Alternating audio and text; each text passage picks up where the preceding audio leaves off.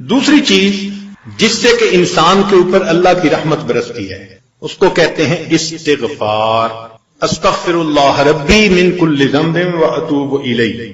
قرآن مجید میں اللہ رب العزت نے حکم فرمایا واستغفر اللہ، استغفار کرو. ہمارے اکابر یہ معمول بتاتے ہیں روزانہ، استغفر اللہ ربی من کل ذنب واتوب الیہ. اس کو دن میں کم از کم 100 مرتبہ صبح، 100 مرتبہ شام. زیادہ وقت ہو تو 200 مرتبہ بھی پڑھ سکتے ہیں. مگر جب پڑھ رہے ہوں تو ذرا اپنے گناہوں پر ندامت بھی دل میں محسوس کریں. یہ نہ ہو کہ زبان پہ استغفار چل رہا ہے اور دل میں گناہوں کے خیال چل رہے ہیں. رابعہ بصریہ رحمۃ اللہ علیہ فرماتی تھی استغفارنا یحتاج الی استغفار، کہ ہم ایسا استغفار کرتے ہیں کہ اس کے اوپر ہمیں استغفار کرنے کی ضرورت ہے. سبح برکف توبہ برلب دل پر از لطف گناہ. ہاتھ میں تسبیح، زبان پہ توبہ اور دل گناہ کی لذت میں پڑا ہوا ہے. معصیت را خن میں آیت بر استغفار ماں، میرے استغفار کے اوپر تو گناہ بھی کھڑا ہنس رہا ہے. تو ایسا استغفار نہ ہو. صحیح ندامت کے ساتھ ہم استغفار پڑھیں تو اللہ تعالیٰ کی رحمت برسے گی. دلیل قرآن عظیم الشان، بات پکی. اللہ رب العزت شاہ فرماتے ہیں لولا تستغفرون اللہ لعلکم ترحمون. قرآن کی آیت. اگر یہ استغفار کرتے تو کیا ہوتا؟ اللہ تعالیٰ رحمت برساتے. تو اس کا مطلب ہے یہ گارنٹیڈ بات ہے کہ استغفار کرنے سے اللہ تعالیٰ کی رحمت برستی ہے، انسان کے روح کو غذا ملتی ہے. پھر تیسری چیز جس سے کہ اللہ تعالیٰ کی طرف سے رحمت اترتی ہے، درود شریف کا پڑھنا. حدیث مبارکہ میں آتا ہے جو شخص ایک دفعہ درود شریف پڑھتا ہے اللہ تعالیٰ 10 رحمتیں اتارتے ہیں. تو 10 رحمتوں کا اترنا اس بات کی دلیل کہ روح کو غذا ملتی ہے، نور اترتا ہے انسان کے اوپر. ہمارے مشائخ نے فرمایا کہ 100 مرتبہ صبح اور 100 مرتبہ شام، کم از کم اتنا تو درود شریف ضروری پڑھ لیں. ایک صحابی رضی اللہ عنہ پوچھتے ہیں اللہ کے نبی صلی اللہ علیہ وسلم میں کتنا درود شریف پڑھوں؟ فرمایا زیادہ پڑھ، چوتھائی حصہ. زیادہ پڑھو گے تو فائدہ زیادہ. اللہ کے نبی صلی اللہ علیہ وسلم آدھا حصہ. بھائی زیادہ پڑھو گے تو زیادہ فائدہ. 3 حصے. فرمایا اور زیادہ تو 4 حصے.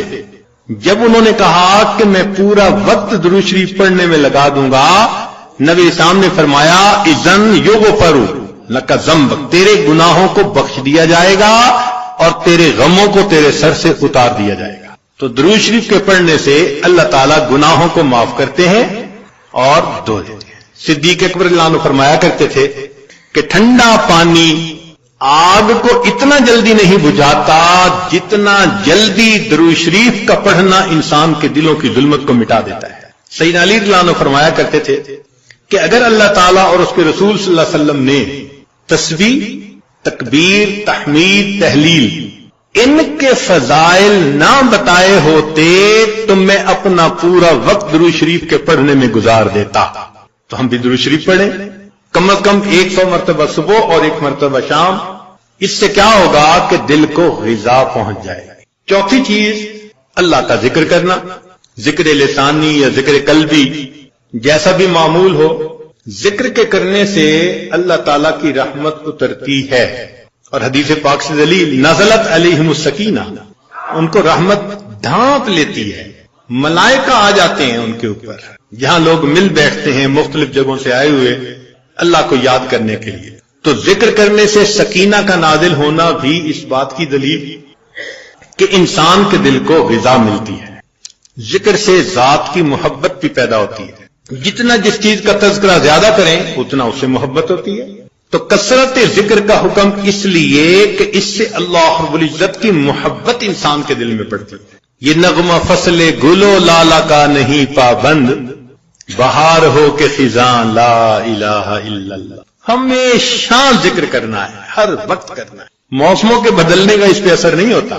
اس لیے ہمارے اکابر صبح شام کا کچھ وقت تھا جس میں تنہائی میں بیٹھ کے اللہ کا ذکر کثرت کے ساتھ کیا کرتے. پھر پانچویں چیز جس سے کہ انسان کے اوپر رحمت اترتی ہے وہ ہے اتباع سنت. جتنا ہر عمل سنت کے مطابق ہوتا جائے گا اتنا اللہ کی رحمت ہم پہ برستی جائے گی. جتنا ہر عمل سنت کے مطابق. اس لیے ہمارے سلسلہ آدیہ نقشبندیہ میں بیعت ہونے کے بعد پہلا کام یہی بتاتے ہیں، ہر کام کو سنت کے مطابق کرنا ہے. سر کے بالوں سے لے کے پاؤں کے ناخنوں تک اپنے آپ کو سنت کے مطابق ڈھالنا ہے. کیوں؟ ایک تو اجر ہے، ایک قرب ہے، اللہ کی محبوبیت ملتی ہے، اور تیسرا یہ چیز انسان کے روح کی غذا بھی ہے. دلیل قرآن عظیم الشان میں سے ارشاد فرمایا اطیعوا اللہ والرسول لعلکم ترحمون. اللہ اور اس کے رسول کی اطاعت کرو تو کیا ہوگا؟ تمہارے اوپر رحمت برسے گی. تو اتباع سنت سے بھی انسان پر رحمت برستی ہے. پھر چھٹی چیز اہل اللہ کی صحبت اختیار کرنا. قرآن مجید میں تو حکم دیا گیا یا ایھا الذین آمنوا اتقوا اللہ وکونوا مع الصادقین. یہ کونوا حکم ہے، اور حدیث پاک میں بھی حکم دیا گیا. نبی علیہ السلام نے ارشاد فرمایا علیکم بمجالسۃ العلماء واستماع کلام الحکماء فإن اللہ تعالی یحیی القلب المیت بنور الحکمہ کما یحیی الارض المیت بماء المطر. کہ جس طرح بارش کے اترنے سے اللہ مردہ زمین کو زندہ کر دیتے ہیں، اسی طرح اہل اللہ کی حکمت بھری باتوں سے اللہ دلوں کو زندہ فرماتا. تو دلوں کو غذا کا ملنا حدیث سے ثابت ہے. اس لیے تو فرمایا کہ انسان کہیں نہ کہیں اپنا تعلق جوڑے. مجدد ثانی رحمۃ اللہ فرماتے ہیں کہ ان مشائخ کی نظر شفا اور ان کا کلام کیمیا ہے. ان کا کلام کیمیا اور ان کی نظر شفا ہے. یہ 10 اسباب ہمیں زبانی یاد ہونے چاہیے تاکہ ہم ان کے ذریعے سے اپنے گناہوں کی بخشش کا بندوبست کر لیں. سب سے پہلا سبب استغفار. استغفار کہتے ہیں کہ اپنے گزرے ہوئے گناہوں پر نادم ہونا. شریعت نے کہا الندم توبۃ، ندامت یہ توبہ ہے. اور حدیث مبارکہ میں ہے کہ قیامت کے دن سب سے زیادہ خوش انسان وہ ہوگا من وجد فی صحیفتہ استغفارا کثیرا، جس کے نام اعمال میں کثرت کے ساتھ استغفار لکھا ہوا ہوگا. تو ہمیں کثرت سے استغفار پڑھنا چاہیے. چنانچہ ایک شخص حضرت حسن اللہ عنہ کے پاس آیا، حضرت بہت گناہگار ہوں، کوئی عمل بتائیں. فرمایا استغفار پڑھو. ایک اور آدمی آیا، حضرت بارش نہیں ہو رہی، کوئی عمل بتائیں. فرمایا استغفار پڑھو. پھر ایک آدمی آیا کہ حضرت بہت قرضہ چڑھ گیا، دعا کریں کہ کوئی اسباب بن جائیں رزق کے، مال کے، تاکہ قرضہ اتر جائے. فرمایا استغفار پڑھو. پھر ایک شخص آیا کہ حضرت دعا کریں اللہ مجھے بیٹا دے دے. فرمایا استغفار کرو. ایک آدمی آیا میرا باغ ہے، دعا کریں کہ میرا پھل زیادہ لگے. فرمایا استغفار کرو. ایک آدمی آیا میری کھیتی باڑی کی زمین ہے، دعا کریں پانی اندر سے نکل آئے. فرمایا استغفار کرو. اب سننے والا حیران کہ مختلف لوگ مختلف ضروریات آ کر بیان کرتے رہے، سب کے لیے ایک ہی جواب. تو اس نے پوچھا کہ حضرت کیا مسئلہ؟ تو فرمایا کہ دیکھو یہ جواب میں نے اپنی طرف سے نہیں دیا، قرآن مجید سے دیا ہے. اللہ تعالیٰ ارشاد فرماتے ہیں قرآن مجید میں فَقُلْتُ اسْتَغْفِرُوا رَبَّكُمْ إِنَّهُ كَانَ غَفَّارًا. تو سب سے پہلے استغفار کرنے سے گناہوں کی بخشش ہوتی ہے. یرسل السماء علیکم مدرارا، تمہارے اوپر اللہ بارشیں برسائے گا. ویمددکم باموال، اللہ مال کے ذریعے تمہاری مدد کرے گا. وبنین، اور بیٹوں کے ذریعے مدد کرے گا. ویجعل لکم جنات، اور اللہ تعالیٰ تمہیں درختوں پہ پھل زیادہ عطا کرے گا. ویجعل لکم انہارا، اور اللہ تعالیٰ تمہارے لیے زمین سے چشمے جاری فرما دے گا. آپ اگر غور کریں تو ہماری روز مرہ کی جو پریشانیاں ہیں وہ انہی میں سے ہیں. کوئی بیٹے کے لیے پریشان، کوئی کاروبار کے لیے پریشان، کوئی قرضوں کی وجہ سے پریشان. اس کا مطلب یہ کہ اگر ہم استغفار کرنے کی عادت ڈال لیں تو ہمیں کسی اور عمل کی ضرورت ہی نہیں ہے.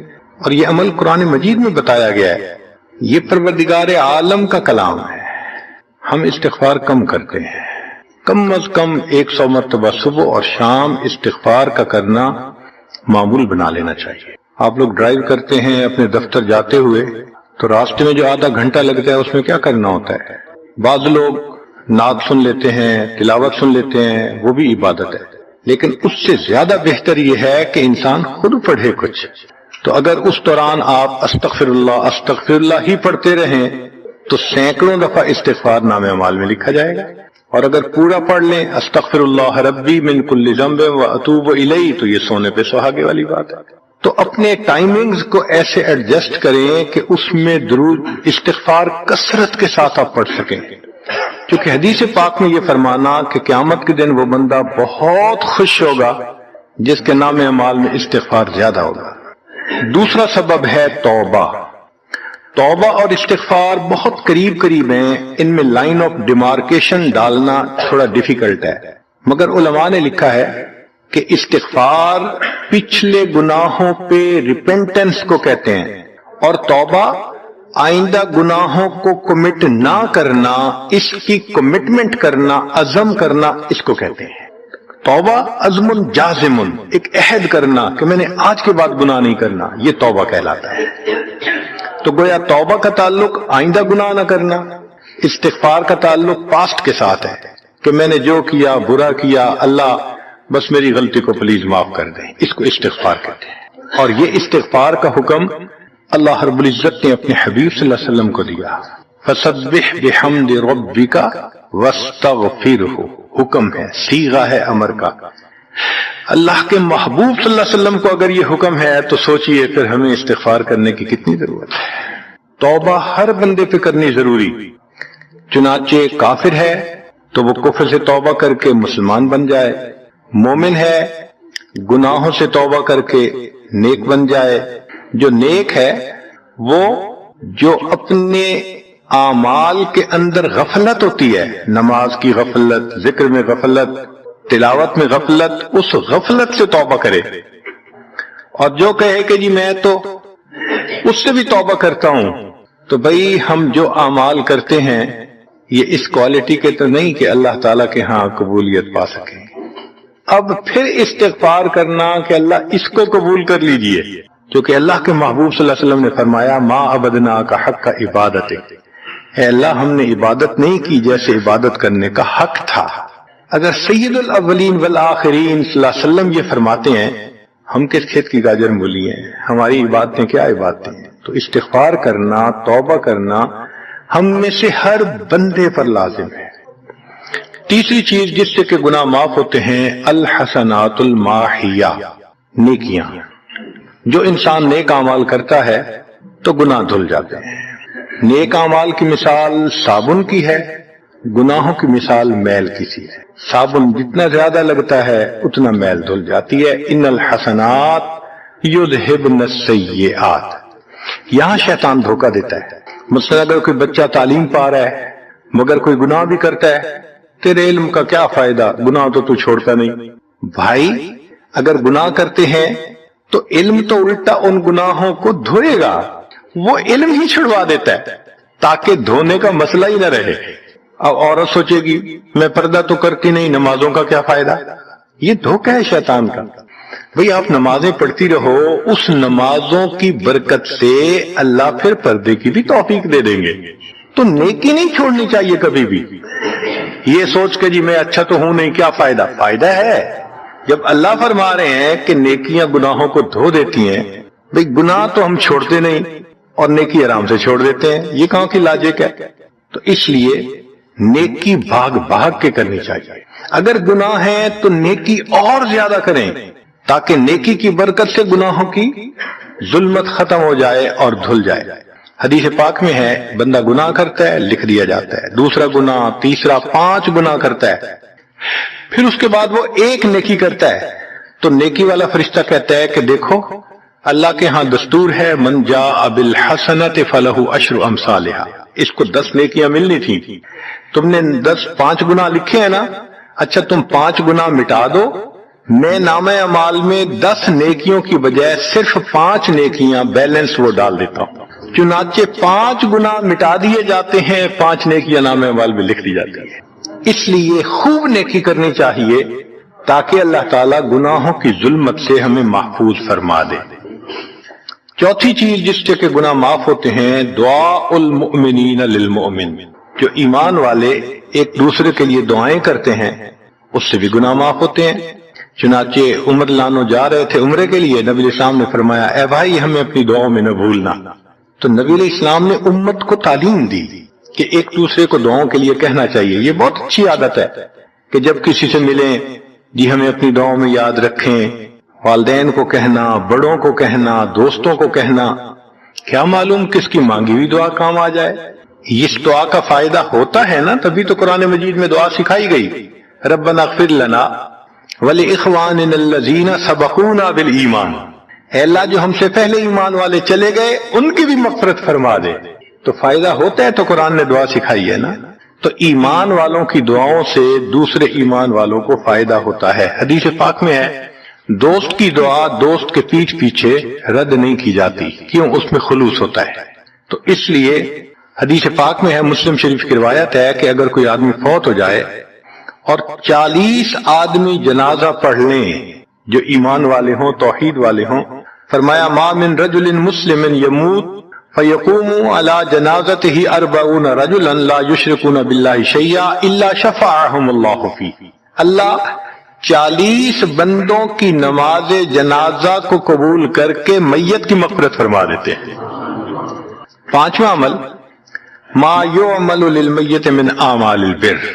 ہم اپنے فوت شدہ لوگوں کے لیے جو نفل کے کوئی نیک کام کرتے ہیں اس سے بھی ان کے گناہ معاف ہوتے ہیں. مثلا صدقہ کر دیا، قرآن پاک پڑھا، ان کو بخش دیا، ان کی طرف سے عمرہ کیا، حج کیا.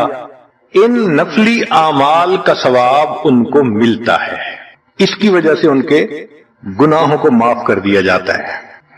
چنانچہ حضرت شیخ الحدیث رحمۃ اللہ علیہ نے فضائل ذکر میں یا کسی اور کتاب میں واقعہ لکھا ہے کہ ایک اللہ والے تھے، قبرستان کے قریب سے جاتے ہوئے انہوں نے کچھ پڑھ کے قبرستان والوں کو بخش دیا. رات خواب دیکھا کہ وہی قبرستان والے ہیں اور ایک آدمی آتا ہے جیسے کوئی ڈاک تقسیم کرنے والا ڈاکیا ہوتا ہے اور سب اس کی طرف بھاگ پڑتے ہیں جیسے ڈاک لینے کے لیے. ایک بندہ پیچھے آرام سے بیٹھا ہوتا ہے. وہ پوچھتا ہے کیا معاملہ؟ وہ کہتے ہیں کہ یہ فرشتہ آیا ہے، روزانہ کی جو ڈاک آئی ہے نا نیکیوں کی، جو اولاد نے، رشتہ داروں نے، دوستوں نے کیے، لہذا وہ اعمال نیکیاں ملتی ہیں تو یہ سب لوگ جاتے ہیں کہ نیکیاں ملیں گی، ہمارا درجہ بڑھے گا. اس نے کہا کہ آپ کو ضرورت نہیں ہے. کہنے لگا ہاں میں لے لوں گا، مگر میرا ایک بیٹا ہے جسے میں نے قرآن پاک کا حافظ بنایا، اس کی دکان ہے، وہ سارا دن دکان پہ بیٹھا رہتا ہے اور ساتھ ساتھ قرآن پڑھتا رہتا ہے، تو مجھے اتنی نیکیاں مل جاتی ہیں کہ میں بعد میں لے لوں گا. اس نے کہا بیٹا کہاں؟ اس نے کہا فلاں جگہ دکان ہے. وہ اللہ والے جب وہاں گئے اگلے دن تو دیکھا کہ ایک نوجوان ہے اور وہ بیٹھا ہوا ہے. گاہک آتا ہے تو اس کو سودا بیچ دیتا ہے. جب گاہک کوئی نہیں ہوتا تو وہ قرآن پڑھنا شروع کر دیتا ہے. تو وہ سمجھ گیا کہ میرا خواب سچا تھا، اس بچے کے قرآن پڑھنے سے اس کے والد کو خوب بینیفٹ مل رہا ہے. کچھ عرصے کے بعد دوبارہ پھر اسی قبرستان کے قریب سے گزرے، پھر انہوں نے کچھ پڑھ کے بخش دیا. رات خواب میں دیکھا کہ اب جب تقسیم ہوا تو سب بھاگے تو وہ بندہ بھی بھاگا. انہوں نے کہا آپ بھی بھاگ رہے ہو؟ کہنے لگا ہاں میں اس لیے بھاگ رہا ہوں کہ میرا وہ بیٹا فوت ہو گیا، اب مجھے قرآن پڑھ کے بخشنے والا کوئی ایسا ہے نہیں، تو جو عام ایمان والوں کا ثواب آتا ہے میں بھی اسی میں سے اپنا حصہ لینے کے لیے جا رہا ہوں. تو ایمان والوں کے ان اعمال کا ثواب بھی ملتا ہے، اور اصل میں یہ اسی بندے کا اپنا عمل ہوتا ہے. یہ ذہن میں رکھنا کہ جو ایمان والے پڑھ کے بخشتے ہیں نا اس کا ثواب کیوں ملتا ہے؟ اس کا اپنا عمل. دیکھو اس نے نیکوں سے تعلق جوڑا. وہ بھی تو ہوتے ہیں جن کے مرنے کے بعد پیچھے ریچھ کتے کی لڑائی کرواتے ہیں، میلے لگواتے ہیں، موسیقی کی محفلیں ہوتی ہیں، وہ بھی تو ہوتے ہیں نا، تو ان کو کچھ نہیں ملتا. اس بندے نے نیکوں سے محبت کی، یہ اس کا اپنا عمل ہے. اس کی محبت کی وجہ سے اب یہ لوگ اس کو پڑھتے ہیں، اللہ اس کو ثواب پہنچا دیتے ہیں. اس کے اپنا عمل ہے اصل میں. پھر چھٹی چیز جس کی وجہ سے گناہ معاف ہوتے ہیں، المصائب التي يكفر الله بها الخطايا في الدنيا. دنیا میں انسان کو جو مشکلات، تکلیفیں، مصیبتیں پہنچتی ہیں ان کی وجہ سے گناہ معاف کر دیے جاتے ہیں. کوئی مصیبت دنیا میں پہنچتی ہے گناہ معاف ہوتے ہیں. چنانچہ نبی علیہ السلام تشریف فرما تھے، چراغ بجھ گیا، نبی علیہ السلام نے فرمایا انا للہ و انا الیہ راجعون. ام المومنین عائشہ صدیقہ نے پوچھا اے اللہ کے حبیب صلی اللہ علیہ وسلم یہ تو پڑھتے ہیں جب کوئی آدمی فوت ہو جاتا ہے.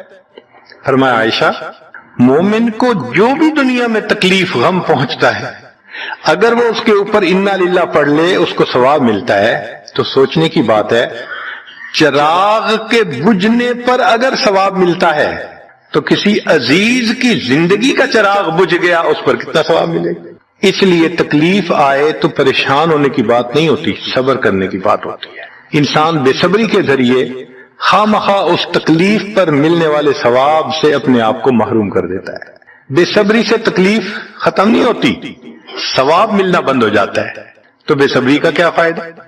اور ہو سکتا ہے کہ یہ مصیبت جو آئی یہ بندے نے خود مانگی ہو، یہ بھی عجیب بات ہے۔ آپ کہیں گے جی کوئی بندہ مصیبت تو نہیں مانگتا، ہاں ہو سکتا ہے مانگی ہو۔ کیسے کہ دعا مانگی، اللہ مجھے قیامت کے دن میرے محبوب صلی اللہ علیہ وسلم کے ہاتھوں حوض کوثر کا جام عطا کر دینا، اللہ نے دعا قبول کر لی، عمل تو ہے نہیں کہ یہ نعمت نصیب ہو، تو اب کیسے ملے گا؟ اللہ تعالی بیماری، مصیبت، پریشانی کچھ اس کے اوپر بھیج دیتے ہیں۔ اگر یہ بندہ اس پر صبر کر لیتا ہے اس کو بہانہ بنا کر اللہ اس کو وہ نعمت عطا فرما دیتے ہیں۔ چنانچہ ایک بزرگ تھے، 70s میں تھے، بیوی بھی اسی طرح بہت نیک تھی۔ بیوی نے کہا کہ میرا بڑا دل چاہتا ہے کہ نبی علیہ الصلوۃ والسلام کا دیدار نصیب ہو، میں بڑا درود شریف پڑھتی ہوں، نفل پڑھتی ہوں، مگر مجھے واضح زیارت نہیں ہوئی، آپ کو کوئی عمل آتا ہو تو بتا دیں۔ انہوں نے کہا عمل آتا ہے، کرو گی؟ کہا بالکل کروں گی۔ کہنے لگے اچھا جمعہ کا دن آ رہا ہے، خوب نہا دھو کے وہ جو دلہن والے کپڑے تھے نا تمہارے کناری والے گوٹے، وہ پہننا اور میک اپ کرنا، خوشبو لگانا، اور میں بس جمعہ پڑھ کے آؤں گا تو پھر ٹھیک ہے۔ اس نے کہا بہت اچھا۔ وہ اللہ کی بندی نہائی دھوئی دلہن کی طرح خوب تیار ہوئی، کپڑے دلہن والے پہنے۔ ان بزرگوں نے جمعہ کی نماز پڑھی تو ساتھ بھائی کا گھر تھا اس کی، یعنی ان کی بیوی کا، تو بیوی کے بھائی کے گھر چلے گئے، اس کو جا کے کہا میری عمر دیکھو اور آ کے اپنی بیوی بہن کی حالت دیکھو۔ اس نے کہا کیا مسئلہ؟ وہ ساتھ آ گیا، اور جب گھر آ کے اس نے دیکھا تو بیوی تو دلہن بنی بیٹھی ہے۔ بھائی کو غصہ آیا، تمہیں اپنی یہ تمہاری عمر اور یہ تمہارے لچھن۔ اس نے تو ڈانٹا اور وہ بیچاری روئی، اس کا دل ٹوٹا، رو رو کے حال برا، سو گئی۔ اللہ کی شان کہ اس نیند میں اس کو نبی علیہ السلام کی زیارت نصیب ہو گئی۔ اب وہ اٹھی تو وہ خوش بھی ہے اور پریشان بھی ہے، خوش اس بات پہ کہ زیارت ہو گئی، اور پریشان اس بات پہ کہ میاں نے کیا کیا، خود کہا دلہن بنو اور خود بھائی سے مجھے ڈانٹ پڑوا دی۔ تو پھر اس نے پوچھا کہ آپ نے ایسا کیوں کیا؟ انہوں نے کہا دیکھو میں تمہاری زندگی کو قریب سے جانتا ہوں، میں نے تمہیں اتنا پیار محبت سے رکھا ہے کہ تمہیں زندگی کے کوئی تکلیف نہیں پہنچنے دی میں نے، تم نے عبادت کی انتہا کی ہے، مگر کچھ نعمتیں ہوتی ہیں جو دل ٹوٹنے پہ ملتی ہیں، تو تمہارا تو کبھی دل ٹوٹا نہیں، تو میں نے ایک بہانہ بنایا کہ تمہیں کہا دلہن بنو، بھائی کو شکایت لگا دی، اس نے ڈانٹ پلا دی، تمہارا دل ٹوٹا، اللہ کو رحم آ گیا، اللہ تعالیٰ ٹوٹے دلوں پر رحم فرما دیتے ہیں۔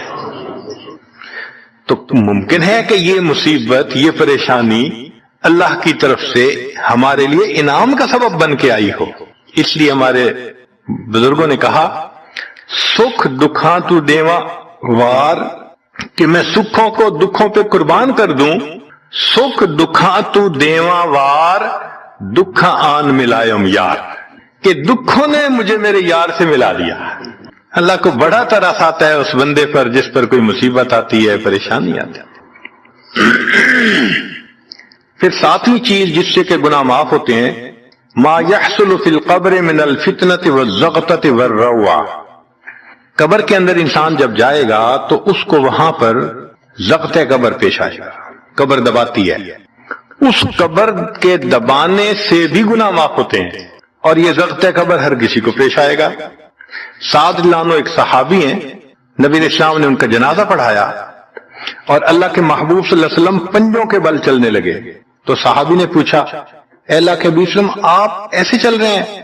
فرمایا سعد کی نماز جنازہ میں شرکت کے لیے اتنے فرشتے آسمان سے اتر آئے، مجھے پاؤں رکھنے کی جگہ نہیں مل رہی، پھر حدیث پاک میں آتا ہے کہ نبی علیہ السلام نے فرمایا سعد کی وفات پر اللہ کا عرش بھی 3 دن تک روتا رہا۔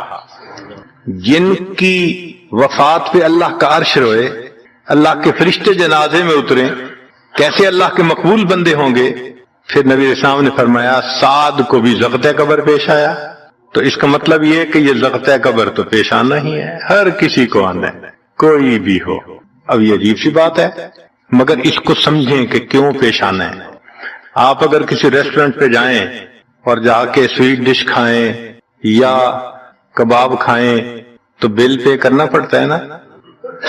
گروسری سٹور سے جا کے کوئی چیز لائیں، بل پے کرنا پڑتا ہے نا، ہر چیز کا بل ہوتا ہے نا۔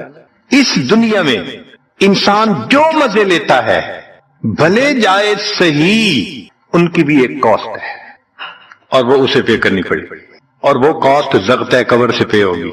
اس لیے جس کی زندگی غربت میں گزری ہوگی اس کا ضغط قبر بہت کم ہوگا، اور جس نے عیش آرام مزے سہولت انجوائے کیا کاسٹ تو دینی پڑے گی نا۔ تو ضغط قبر تو پیش آنا ہے۔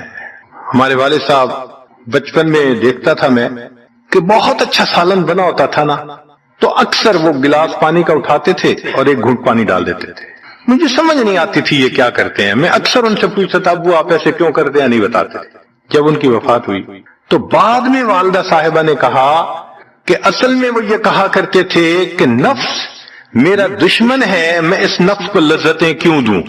وہ لذیذ کھانے کے اوپر بھی ایک گھونٹ پانی ڈال کے اس کو کم مزے والا بنا لیا کرتے تھے، جائز لذتوں کو بھی کم کر لیتے تھے۔ ہمارا کیا حال ہوگا جو ناجائز لذتوں کے پیچھے بھاگتے پھرتے ہیں۔ تو یہ ضغط قبر مومن کو بھی پیش آتا ہے اور کافر کو بھی، مگر فرق ہے، کافر کو پیش آئے گا کہ حدیث پاک میں آتا ہے دائیں طرف کی پسلیاں بائیں طرف اور بائیں کی پسلیاں دائیں طرف، یوں پسلیاں توڑ کے رکھ دیں گے۔ اور مومن کو بھی ضغط قبر پیش آئے گا، مگر مومن کو ضغط قبر تکلیف نہیں دے گا اتنی اگر نیک ہوا۔ کیوں؟ اچھا آپ بتائیں سر میں درد ہو تو آپ کہتے ہیں نا ذرا سر دبا دو، تو تکلیف ہوتی ہے یا راحت ملتی ہے؟ سر دبانے سے راحت ملتی ہے۔ جس طرح سر درد میں کوئی دبائے سر کو راحت ملتی ہے، ایسے ہی مومن کو ضغط قبر تو پیش آئے گا مگر مومن کے لیے راحت کا سبب ہوگا۔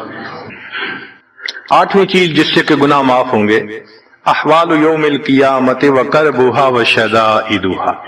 قیامت کے دن جو انسان کو ایک وحشت کی کیفیت ہوگی، ہول کی کیفیت ہوگی، خوف ڈر کی کیفیت ہوگی، اللہ اکبر۔ امام غزالی رحمت اللہ علیہ نے تفصیل لکھی ہے کہ سارے لوگ کھڑے ہوں گے اور سورج بہت قریب ہوگا، پسینے میں شرابور ہوں گے، اللہ اکبر۔ اس وقت جہنم کے اندر ابال آئے گا اور جہنم کے اندر سے انگارے اٹھ کر اوپر جائیں گے اور واپس گریں گے۔ فرماتے ہیں اس وقت انبیاء میں سے کوئی نبی بھی ایسا نہیں ہوگا جس کو یہ ڈر نہ ہو کہ کہیں انگارے میرے اوپر نہ آ جائیں۔ اگر انبیاء بھی تھرا رہے ہوں گے، ہمارا اس دن کیا حال ہوگا؟ تو قیامت کے دن کی دہشت اور وحشت کوئی چھوٹی چیز نہیں ہے، مگر اس سے بھی اللہ تعالیٰ ایمان والوں کے گناہوں کو معاف فرما دے۔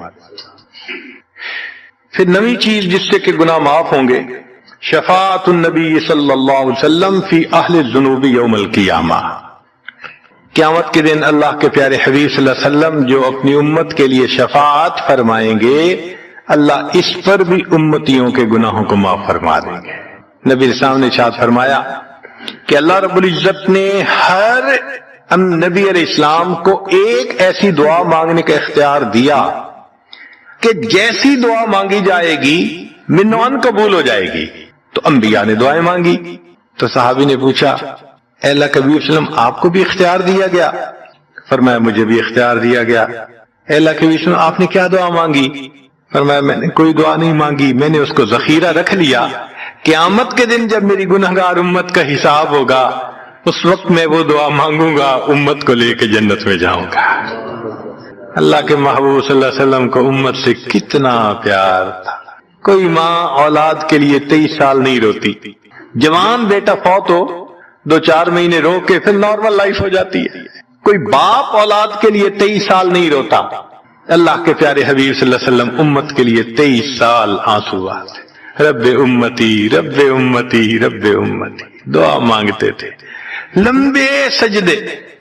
ام المومنین عائشہ صدیقہ رضی اللہ عنہا فرماتی ہیں کہ محبوب صلی اللہ علیہ وسلم کے آنسو جو مصلی پہ گرتے تھے، مجھے لگتا تھا کہ بارش کے قطرے زمین کے اوپر گر رہے ہیں، ایسے آواز محسوس ہوتی تھی، اور اتنا لمبا سجدہ ہوتا تھا کہ کبھی کبھی میں اٹھ کے محبوب صلی اللہ علیہ وسلم کے پاؤں کے انگوٹھے کو ٹچ کرتی تھی کہ ابھی جان تو سلامت ہے نا، تب مجھے احساس ہوتا تھا نہیں ابھی تک زندہ ہے، سجدہ لمبا ہو گیا، اتنا لمبا سجدہ۔ کس کے لیے؟ اللہ امت کو گناہوں کو معاف فرما دے، امت کے گناہوں کو معاف۔ چنانچہ جب نبی علیہ الصلوۃ والسلام پر آخری یعنی مرض آئی، بیماری کی کیفیت آئی، تو اللہ کے حبیب صلی اللہ علیہ وسلم کو بخار بہت تیز ہو گیا تھا، اور جو مسجد میں آخری مرتبہ لائے تھے تو 2 آدمی تھے، ایک ادھر تھا ایک ادھر تھا، اور اللہ کے حبیب صلی اللہ علیہ وسلم نے ان کا سہارا لیا تھا اور بہت مشکل سے چل کے تشریف لائے تھے، یہ آخری نماز۔ پھر واپس تشریف لے گئے، بخار اور تیز ہو گیا۔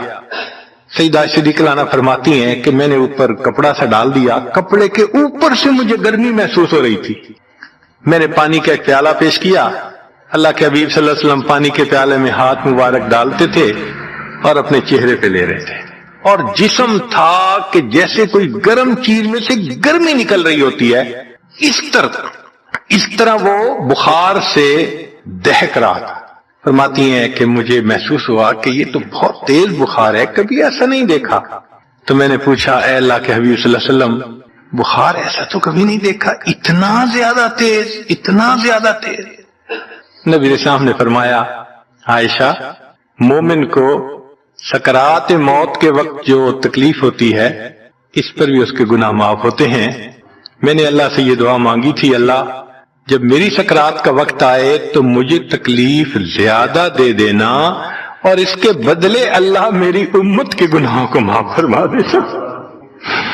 عائشہ یہ وہ سکرات ہے جس کی وجہ سے مجھے تکلیف بہت ہے، اللہ کے محبوب صلی اللہ علیہ وسلم کو اتنی تکلیف ہو رہی تھی۔ اتنے میں اطلاع ملی، دروازہ کھٹکھٹایا گیا، پوچھا کون؟ جواب ملا جبریل علیہ السلام اور اسرائیل علیہ السلام اجازت مانگتے ہیں آنے کی۔ نبی علیہ السلام نے فرمایا جبریل اندر آ جائیں، تو جبریل آئے۔ اے اللہ کے حبیب صلی اللہ علیہ وسلم، اللہ نے آپ کو یاد فرمایا ہے۔ نبی علیہ السلام نے فرمایا جبریل اللہ تعالیٰ سے پوچھ کے یہ پہلے بتاؤ میرے بعد میری امت کا کیا حال ہوگا، پہلے پوچھ کے بتاؤ۔ جبریل علیہ السلام نے اللہ تعالیٰ سے پوچھا، رب کریم نے کہا، فرمایا میرے محبوب سے جا کر کہہ دو اے محبوب آپ کے بعد آپ کی امت کو تنہا نہیں چھوڑیں گے۔ جب نبی علیہ السلام کو تسلی ہو گئی، محبوب نے فرمایا اچھا ملک الموت کو بھی اندر آنے دو۔ اللہ کے محبوب صلی اللہ علیہ وسلم کو امت سے ایسی محبت تھی، اللہ اکبر۔